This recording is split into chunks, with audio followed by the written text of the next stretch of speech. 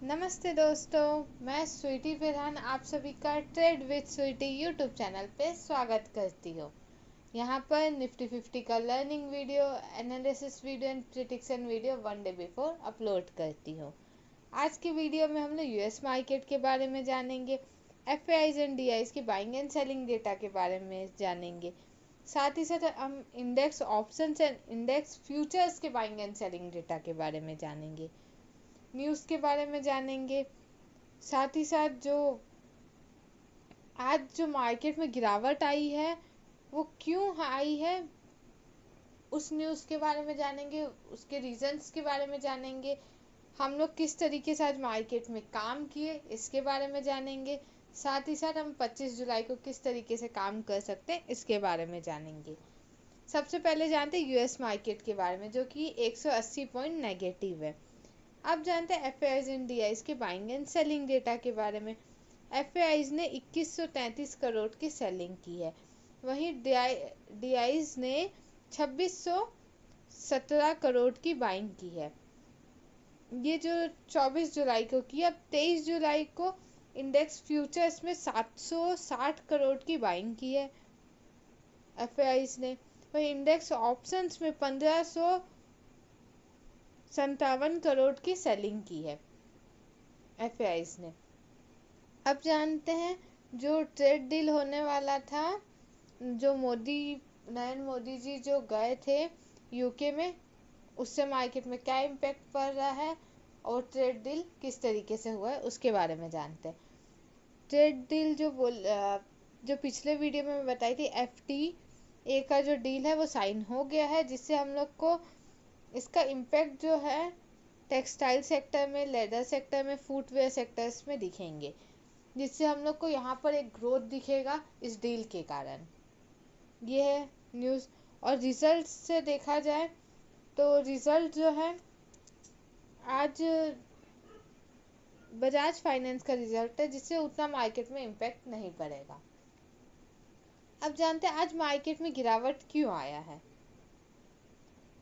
Trump ने एक news announce किया था आज, जिसके कारण ये गिरावट आया। वो न्यूज़ ये था कि जितनी भी अमेरिकन कंपनी है अपने यहाँ से ना, जो इंडियन लेबर्स हायर करती थी और वो चाइना में फैक्ट्री खोलती थी और अपना काम करती थी।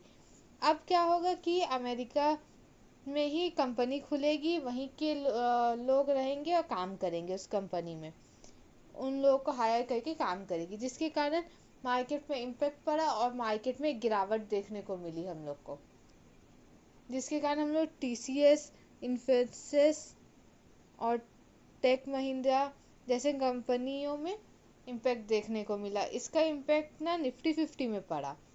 ये सभी कंपनियों में 1% की गिरावट देखने को मिली, जिसके कारण आईटी सेक्टर में भी हम लोग को गिरावट देखने को मिला।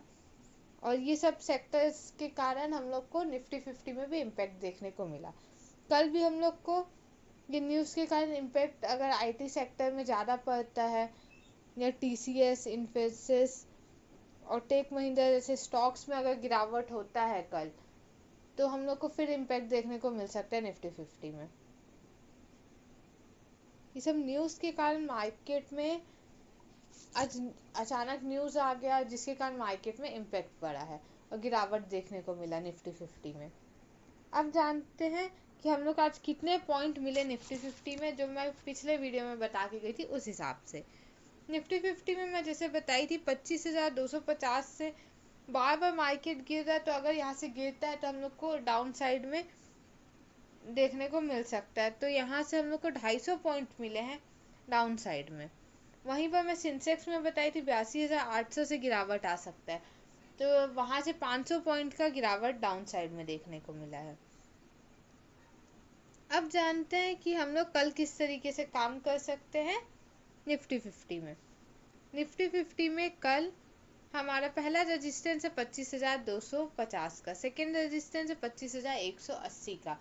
यहाँ पर अगर मार्केट गैप अप ओपनिंग के साथ जाता है या कोई फास्ट बाइंग के साथ जाता है, यहाँ पर रेंज बनाता है, उसके बाद डाउन साइड में ब्रेकआउट देगा स्ट्रॉन्ग कैंडल और वॉल्यूम के साथ, तब हमारा फर्स्ट टारगेट आएगा 25,000 200 का। सेकेंड टारगेट आएगा 25,150 का।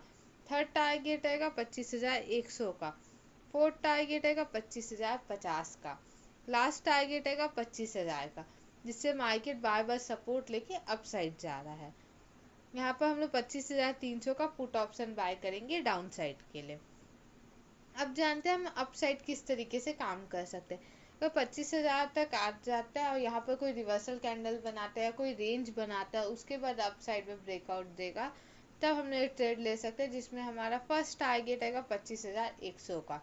सेकेंड टारगेट आएगा 25,150 का। थर्ड टारगेट आएगा 25,200 का। फोर्थ टारगेट आएगा 25,250 का। अब जानते हैं हम लोग अपसाइड में बिग बिग मूवमेंट किस तरीके से आ सकता है, कहाँ पर आ सकता है, वही डाउन साइड में बिग मूवमेंट किस तरीके से आ सकता है, इसके बारे में जानते हैं। क्योंकि मार्केट अभी एक बॉक्स पैटर्न में आ गया है।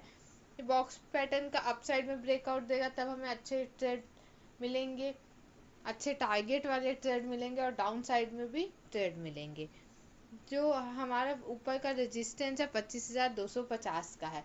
25,250 के आसपास अगर 30 में सस्टेन हो जाता है, उसके बाद अप साइड में ब्रेकआउट दे देता है स्ट्रॉन्ग कैंडल और वॉल्यूम के साथ, तब हम लोग ट्रेड लेंगे, जिसमें हम लोग को 25,300, 25,350, 25,400, 25,450 तक के टारगेट हम लोग को निफ्टी 50 में अपसाइड में देखने को मिल सकते हैं।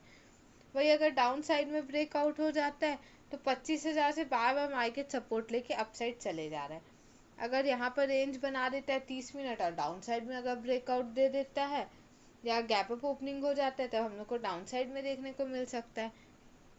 तो हम लोग डाउन साइड में भी ट्रेड ले सकते हैं, वहां पर भी हम लोग को 300 पॉइंट तक के टारगेट देखने को मिल सकते हैं 25,000 के नीचे।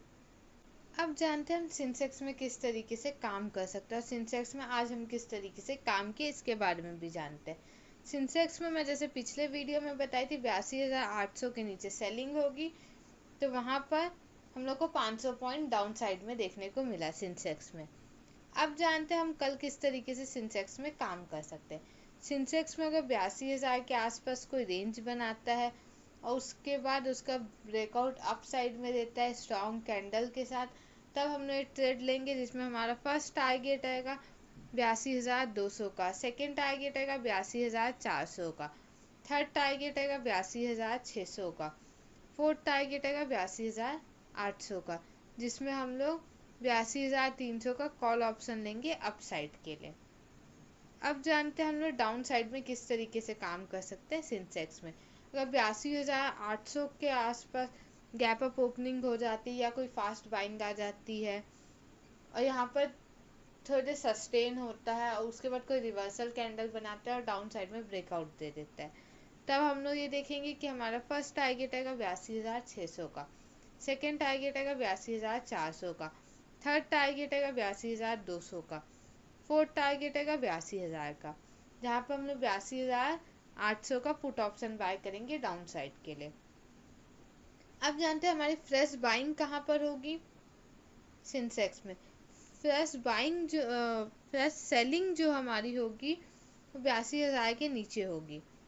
82,000 के आसपास अगर 30 में सस्टेन हो जाता है उसके बाद स्ट्रॉन्ग कैंडल के साथ डाउन साइड में ब्रेकआउट देता है, तब हम लोग ये ट्रेड ले सकते हैं, जिसमें हमारा फर्स्ट टारगेट आएगा 81,800 का। सेकेंड टारगेट आएगा 81,700 का। थर्ड टारगेट आएगा 81,600 का। फोर्थ टारगेट आएगा 81,500 का, जिसमें हम लोग 82,000 का पुट ऑप्शन बाय करेंगे डाउन साइड के लिए। अब जानते हैं अप साइड में किस तरीके से काम कर सकते हैं। अप साइड में जो फ्रेश बाइंग होगी वो किस तरीके से होगी। अगर 82,800 के आसपास 30 में सस्टेन हो जाता है, उसके बाद अप साइड में ब्रेकआउट देगा, तब हमारा फर्स्ट टारगेट आएगा 83,000 का। सेकेंड टारगेट आएगा 83,200 का। थर्ड टारगेट आएगा 83,400 का। फोर्थ टारगेट आएगा 83,600 का, जिसमें हम लोग 83,000 का कॉल ऑप्शन बाय करेंगे अप साइड के लिए सिंसेक्स में। ये चैनल को लाइक कीजिए, सब्सक्राइब कीजिए एंड शेयर कीजिए। नेक्स्ट वीडियो में हम लोग ये जानेंगे कि हम लोग 25 जुलाई को किस तरीके से काम किए, साथ ही ये जानेंगे कि 28 जुलाई को हम किस तरीके से काम कर सकते हैं। नेक्स्ट वीडियो में हम लोग फिर देखेंगे कि किस न्यूज़ से मार्केट में किस तरीके से इम्पैक्ट पड़ रहा है, इसके बारे में जानेंगे। किस कंपनी के क्वार्टर रिजल्ट के कारण मार्केट में क्या इम्पैक्ट पड़ सकता है, इसके बारे में जानेंगे।